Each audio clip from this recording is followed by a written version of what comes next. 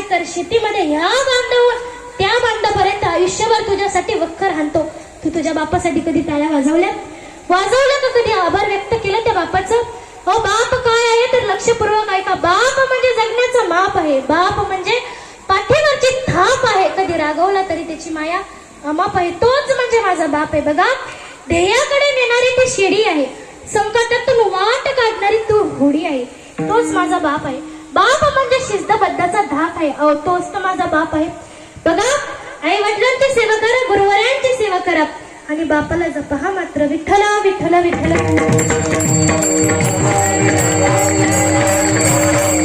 बघा, बाप काय आहे तर त्याच्या आई तरी आपल्याला जवळ घेते. हो, आई तरी म्हणते, अरे माझ्या बाळा, अरे माझ्या पिंट्या, अरे माझ्या लाडक्या.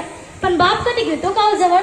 अहो, का घेत नाही? का तर त्याच्या उरामध्ये माया असते. त्याच्यामध्ये माया त्याच्या काळ्या मेघवानी दाखविना कधी कुणा डोळ्यातल पाणी. जिजू जिजू संसाराचा गाळा हाकला, वटामध्ये हसू जरी कणावा कला. घडीवर तू थांब जरा, ऐकताची रापरा. लैया वगड हाय गडारा, उमगाया बाप राम, उमगाया बाप राम. लैया वगड हाय गडारा, उमगाया बाप राम, उमगाया बाप राम. बघा, असा माझा बाप आहे. जननी जन्मभूमीच्या स्वर्गात पै घरी असी. बघा, खरंच अहो, त्या लंका होती रावणाची. बघा, ज्या वेळेस रावणाचा वध झाला का, रावण मेला का, तेव्हा रामचंद्र प्रभूंनी ती लंका जिंकून घेतली. ती लंकावरती विजय मिळवला. तेव्हा लक्ष्मण सहज एक दिवस रामचंद्र प्रभूंना बोलले की, दादा, आपण आता लंकेतच राहूया, ही लंका सोन्याची आहे ना. तेव्हा रामचंद्र प्रभू हे वरील वाक्य बोलले होते, जननी जन्मभूमीच्या स्वर्गात पै घरी असे. आई आणि जन्मभूमी स्वर्गापेक्षाही श्रेष्ठ आहे महाराज. खरंच संभाजीनगर वासियांनो, काब्रनगरकर, माता भगिनींनो, भक्तांनो, बघा, खरंच फार चांगला योगायोग प्रारब्ध म्हणावा लागेल.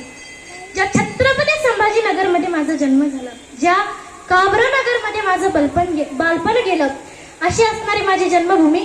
त्या जन्मभूमीमध्ये मला माझी पहिली कीर्तन रूपी करण्याची संधी मिळाली. बघा, अहो, खरंच हे जगाच्या मालका पंढरीची परमात्मा मी माझं फार मोठं परमभाग्य समजते. बघा, माझं तुम्हाला एक टळटळून सांगणे महाराज, फार विनंती करून सांगणे. ज्या वेळेस मी लहान होती का, त्यावेळेस इथे आसपासचे सर्वही घरं लहान होती. सर्वांची घरं लहान होती, किमान काहींची पत्राची सुद्धा होती महाराज. जवळपास 2016ची गोष्ट, आता चालू 2026. 10 वर्षानंतर मी इथे आले. इथं आल्याच्या नंतर आजूबाजूचा परिसर बघितला, पुरा परिचय बघितला. सगळ्यांचे घर असे मोठे झाले, फार सुंदर असे घर झाले आहेत.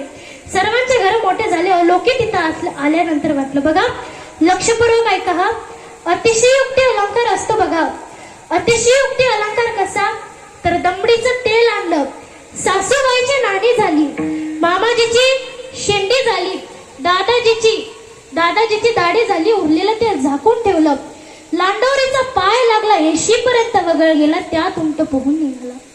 सांगायचं तात्पर्य एवढंच, इथं माझ्यापेक्षा सर्व वादक गादक सर्व श्रोते मंडळी असतील, ज्ञानाने, वयाने, मानाने सर्वजण माझ्यापेक्षा मोठे आहेत. मी सर्वांपेक्षाही लहान आहे. त्यामुळे काही चुकलं उकलं तर मला पदरात तुमची लेख घेऊन असं मला माफ करा. बघा, माझं तुम्हाला फार एक सांगणे तळीची विनंती आहे. बघा, मी ज्यावेळेस लहान होती का, त्यावेळेस इथं आसपास सर्वांचे घरही लहान होती आणि सर्वांचे घरं लहान होती. आणि मारुतीरायांचं मंदिर सुद्धा त्यावेळी मला शेडच्या पत्रातच दिसलं.